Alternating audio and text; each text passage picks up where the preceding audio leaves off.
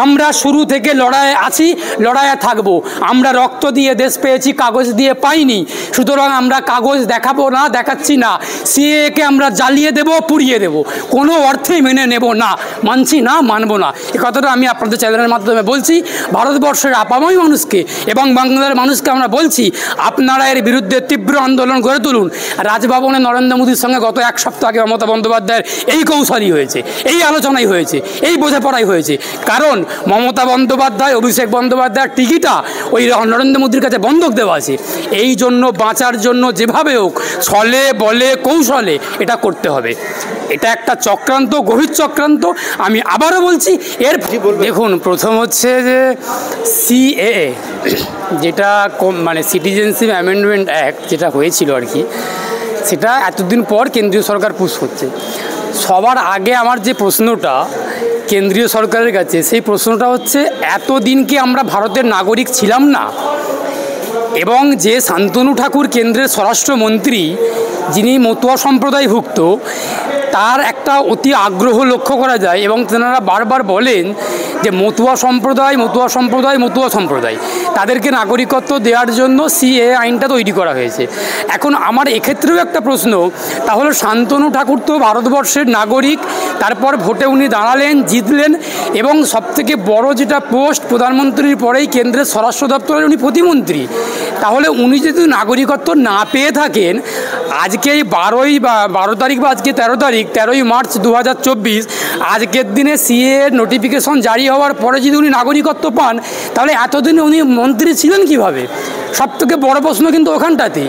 আর যদি সাধারণ মানুষ এইখানটাতে বুঝতে পারেন, তাহলে এই নরেন্দ্র মোদী এবং এই মমতা বন্দ্যোপাধ্যায়ের যে ছলচাতুরি, ছলে বলে কৌশলে যে মানুষকে টুপি পরানোর চেষ্টা করছেন, এটা খুব জলের মতো পরিষ্কার হয়ে যাবে।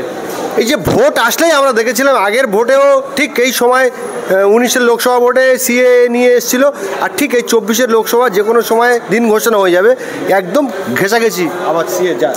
দেখুন, প্রত্যেকটা নির্বাচন আসলে পরেই শাসক দলগুলো নির্বাচনের বৈতরণী পার হওয়ার জন্য এক একটা কৌশল তৈরি করে।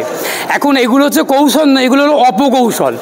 ভারতবর্ষের মানুষকে কিভাবে তাদের মানসিকতাটাকে ঘুরিয়ে রাখা যায়, কিভাবে তাদেরকে অন্য কাজে মজিয়ে রাখা যায়, তার কৌশল বা অপকৌশলটা নরেন্দ্র মোদী অর্থাৎ বিজেপি খুব ভালো করেই জানেন। প্রত্যেকটা নির্বাচন আসলে ওরা হয় পাকিস্তান ইন্ডিয়া, নাই পুলওয়ামা, না হলে হিন্দু মুসলমান, এই বিভাজন, এই সব নিয়ে ওনারা মেতে থাকেন আর মানুষকে মাতিয়ে রাখার চেষ্টা করেন। আর কিছু সংখ্যক মানুষ আছে বেশ মেতেও থাকে। এই যে সিএটা হয়েছে, এটা নিয়ে এক শ্রেণীর মানুষ খুব মাতামাতি করছেন। আমরা বামপন্থীরা বলছি, আমরা বামপন্থীরা সিএ এর তীব্র বিরোধিতা করছি। তার কারণ আমরা বলছি যে রক্ত দিয়ে দেশ পেয়েছি, কাগজ দিয়ে নয়। আমরা যদি রক্ত দিয়ে দেশ পাই, কাগজ দিয়ে পাইনি। আমরা বামপন্থীরা শুরু থেকেই সিএ এর তীব্র বিরোধিতা করছি। আগামী দিনে আবার রক্ত দেব, কিন্তু কোনো মূল্যে আমরা সিএকে বাংলার মাটিতে, ভারতের মাটিতে আমরা প্রয়োগ করতে দেব না, দিচ্ছি না। আমাদের ডিওএফআই, বামপন্থী যুব সংগঠন, সুপ্রিম কোর্টে মামলা করেছে। আমরা শুরু থেকে লড়াইয়ে আছি, লড়াইয়ে থাকবো। আমরা রক্ত দিয়ে দেশ পেয়েছি, কাগজ দিয়ে পাইনি। সুতরাং আমরা কাগজ দেখাবো না, দেখাচ্ছি না। সিএকে আমরা জ্বালিয়ে দেব, পুড়িয়ে দেব, কোনো অর্থেই মেনে নেব না, মানছি না, মানবো না। এ কথাটা আমি আপনাদের চ্যানেলের মাধ্যমে বলছি।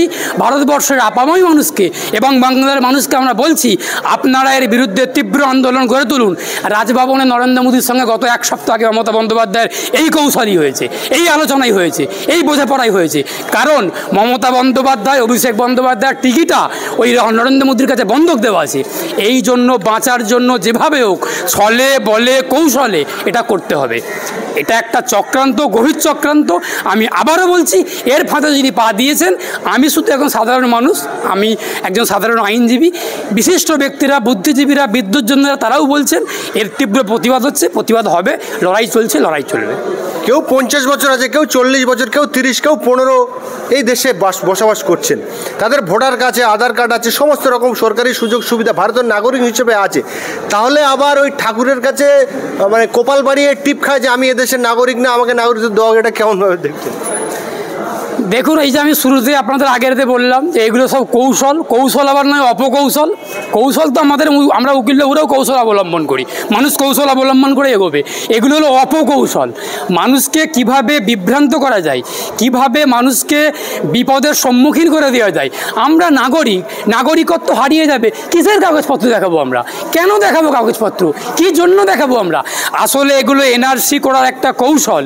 আমরা আসামে দেখেছি হিন্দু সম্প্রদায়কে বোঝানোর জন্য ভুল বুঝিয়ে মুসলমানদেরকে তাড়িয়ে দেব, মুসলিমদেরকে বিতাড়িত করব, বিজেপির নেতাদের মুখে উঠে এসেছে। এই সব করে হিন্দু সম্প্রদায়ভুক্ত মানুষগুলোকে মাতিয়ে রাখার চেষ্টা করেছিল। কিন্তু আমরা নিটফল কি দেখলাম? আমরা দিনের শেষে যেটা দেখলাম যে হিন্দু সম্প্রদায়ের বেশিরভাগ মানুষকে এনআরসি তালিকাতে নথিভুক্ত করে দেশ থেকে তাড়িয়ে দেওয়ার কৌশল।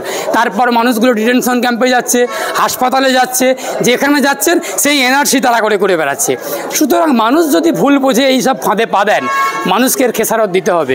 কিন্তু মানুষ ভুল বুঝতে পারছেন, আবার প্রতিরোধ করছেন, প্রতিবাদ করছেন। এই যে একটা কৌশল, অপকৌশল, সেই কৌশলে হাঁটছেন না।